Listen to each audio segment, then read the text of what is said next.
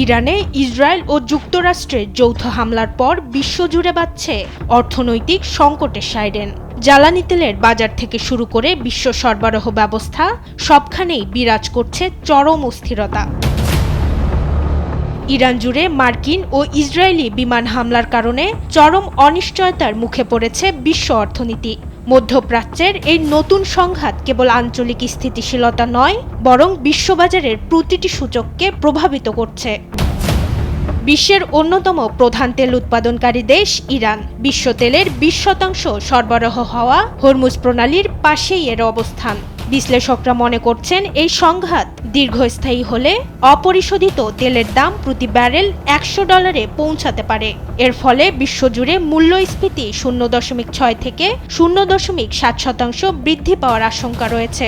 ইতিমধ্যে হরমুজ প্রণালীতে জাহাজ চলাচল স্থগিত হওয়ার খবরে তীব্র অস্থিরতা দেখা দিয়েছে বিশ্ববাজারে। মধ্যপ্রাচ্যের আকাশপথ বন্ধ হয়ে যাওয়ায় বিশ্বজুড়ে বিমান সংস্থাগুলো তাদের ফ্লাইট বাতিল করতে শুরু করেছে।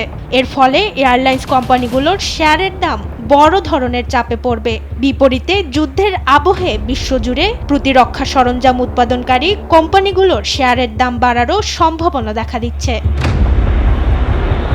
মধ্যপ্রাচ্যের যুদ্ধে নেতিবাচক প্রভাব পড়বে দেশের অর্থনীতিতেও।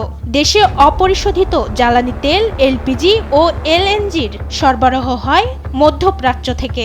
যুদ্ধের কারণে সাপ্লাই চেইন ব্যাহত হতে পারে। এতে বিদ্যুৎ উৎপাদন ব্যয় বেড়ে লোডশেডিংয়ের ঝুঁকি বাড়বে।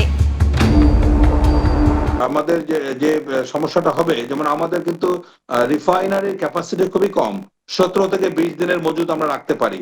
সুতরাং এই যুদ্ধ যদি 1 মাস কন্টিনিউ করে, তাহলে কিন্তু আমরা প্রচন্ড জ্বালানি সংকটে পড়ব। মধ্যপ্রাচ্যের যুদ্ধের এই দাবানল কতদূর ছড়াবে তা এখনো নিশ্চিত নয়। তবে বিশ্ব অর্থনীতি যে এক কঠিন পরীক্ষার মুখোমুখি তা বলাই বাহুল্য। মাকদুরা মিতি, দেশ টিভি, ঢাকা।